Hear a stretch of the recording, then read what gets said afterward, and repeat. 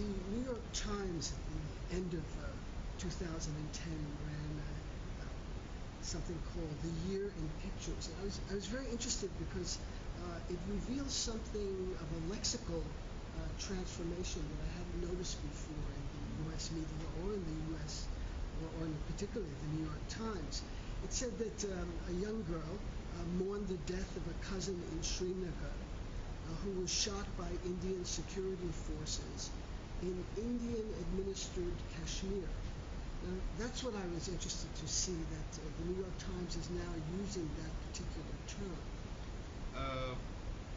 I think the events of last summer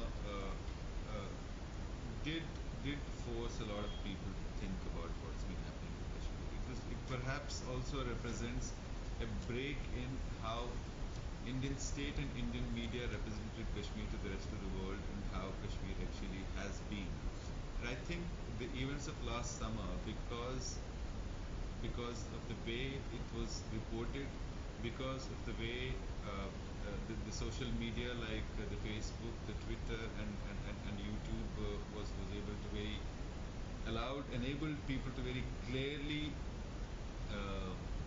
report themselves.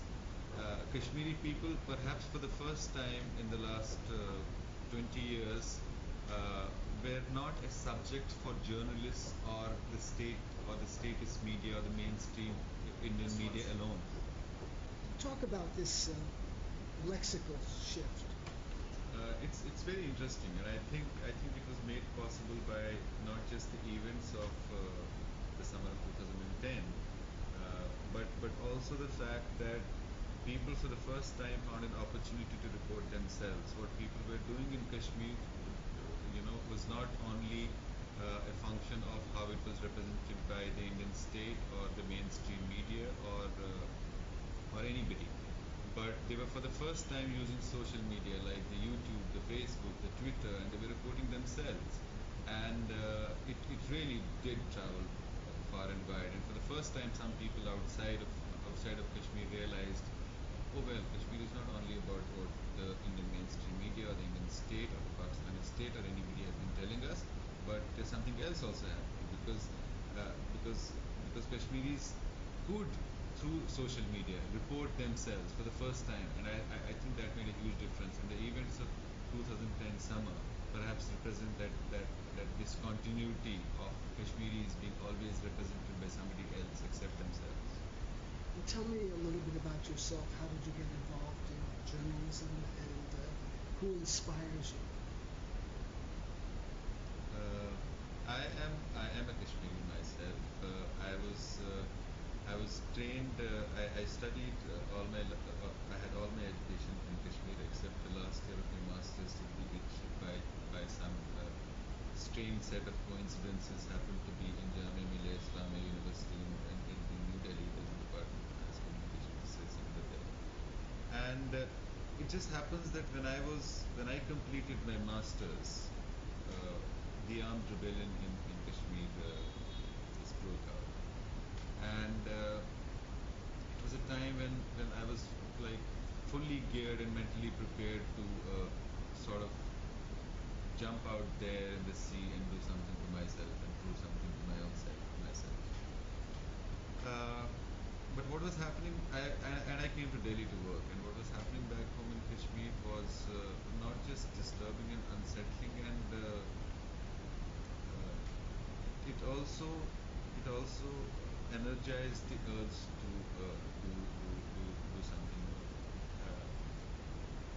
But trust me, between 1990 and 2004, I was only an absentee Kashmiri. I visited a couple of times every year, and I thought I understood what was happening.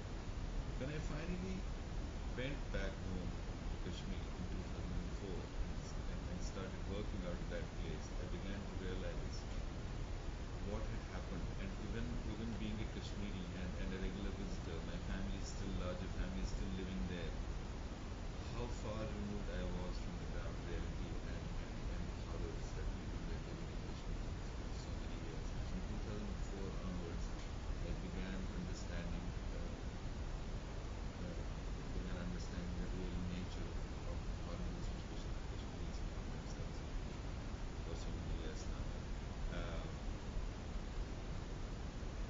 think it may be an exaggeration, but I think after I started living in Kashmir after 2004, I think I became a journalist after that.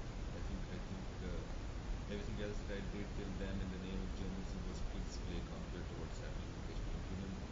What I'm trying to say is that I found it very difficult to write about the truth of Kashmir because it has almost been relegated to repeating the official truth, and it was so difficult to write about the ground reality because it was difficult to find attributions from ground reality. People were always afraid of being quoted as informative, as saying something. People always talked in between the lines, and that was a test of that was my basic first test of journalism. And regarding what inspired me to become a journalist, I think it's my own little understanding of what truth is or may be, and how it is represented. When I see the gulf in between and the contradictions, I think that provides a constant source of inspiration to journalism. Thanks very much for your time. Thank you very much, David. I'm David Barsamian. Thanks very much.